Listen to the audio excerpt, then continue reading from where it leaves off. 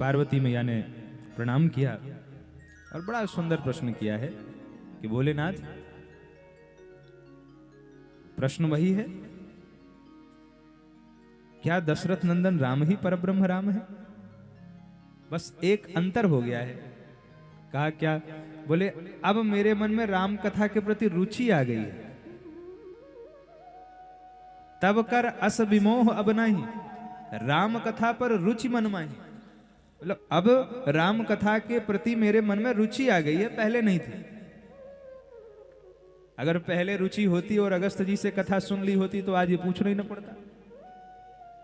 सती के रूप में रुचि नहीं थी और पार्वती के रूप में मेरी रुचि हो गई है, मेरा प्रेम है राम कथा से। इसलिए कृपा करके मुझे सुनाइए।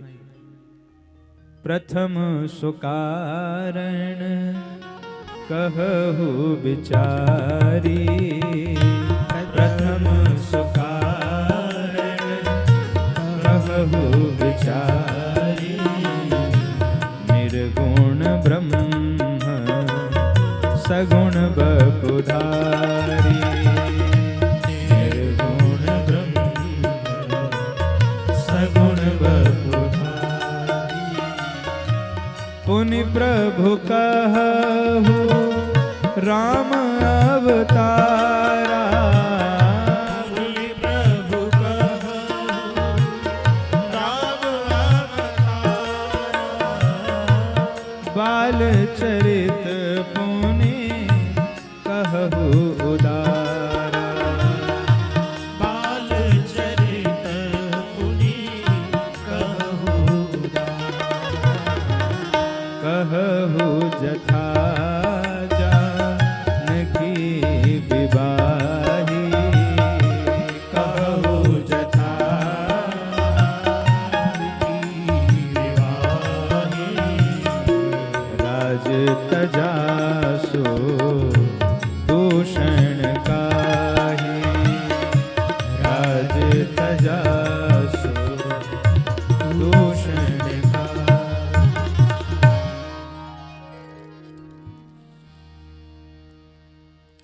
एक बात बताइए, जो इतना सुंदर प्रश्न कर रहा हो, क्या उसको कभी संशय हो सकता है? जो इतना सुंदर प्रश्न कर रहे हैं,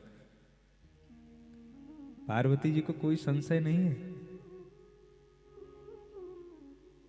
हम सबको धन्यवाद देना चाहिए माता पार्वती को। उन्हीं की कृपा से ये राम कथा हम लोगों को सुलभ हुई है। माता पार्वती ने हमारे कल्याण के लिए जितने प्रश्न महादेव से किए हैं, इतने प्रश्न शायद ही और किसी ने किए हो। पार्वती मां के प्रश्न में उत्तर छिपा है। प्रश्न देखिए, कहु जथा जानकी विवाही, अब ये प्रश्न है कि उत्तर है? ये उत्तर है। प्रश्न करते हुए दिखाई दे रही हैं, पर कह क्या रही हैं? ये कहु जथा जानकी विवाही, इसका मतलब उनको पहले से पता है जानकी जी से कैसे विवाह हुआ। जानकी जी से भगवान ने अपने पुरुषार्थ से विवाह किया है, इसलिए विवाही शब्द का प्रयोग है। कहु जथा जानकी विवाही, राज तजा स्वदूषण का ही, बन बस किन्हे चरित अपारा, कहु नाथ जिमि रावण मारा, बहुर कहु करुणायतन कीन जो अचरज राम, प्रजा सहित रघुवंश मणि किमि गवने निज धाम। पार्वती जी के प्रश्न में ही पूरी राम कथा हो गई। अगर पूछने वाला पहले ही पूरी कथा सुना दे, अवतार से लेकर के और परम धाम गमन तक, तो कहां उन्हें संशय है?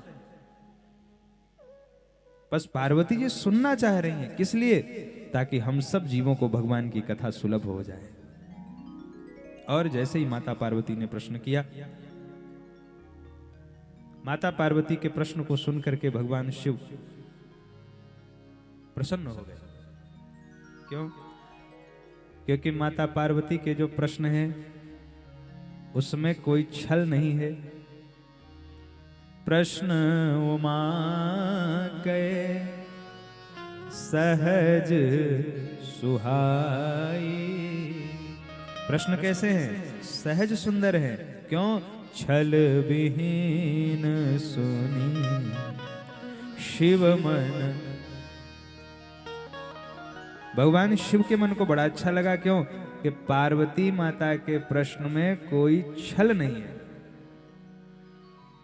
प्रश्न में भी छल होता है क्या? हाँ, कभी कभी प्रश्न में भी छल होता है। कैसे? जैसे कभी कभी कोई हमारे पास भी आते हैं तो हमसे कहते हैं, महाराज जी भैया ये बताइए, जब हनुमान जी लंका गए थे तो मच्छर के जैसे बन गए थे, तो मुद्रिका कहां चली गई?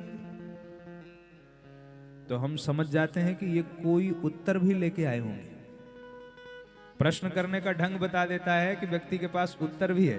तो हम हाथ जोड़ के निवेदन कर लेते हैं, बोले महाराज हमें तो कुछ नहीं आता, आप अगर जानते हो तो आप बता दो। तो बड़े प्रेम पूर्वक वो उत्तर का गान करते हैं, और जब उनकी प्रशंसा करो तो खुश हो जाते हैं। इसका मतलब उनके प्रश्न में छल है। वो उत्तर जानते हुए भी, एक कहते हैं ना कि किसी को टेस्ट करना, कि कितने पानी में हैं, थोड़ा देख ले, इनका ज्ञान का परीक्षण ले ले, उसमें छल होता है। पर पार्वती जी के प्रश्न में कोई छल नहीं है, सहज है। इसलिए भगवान शिव को अच्छा लगा। और श्री रघुनाथ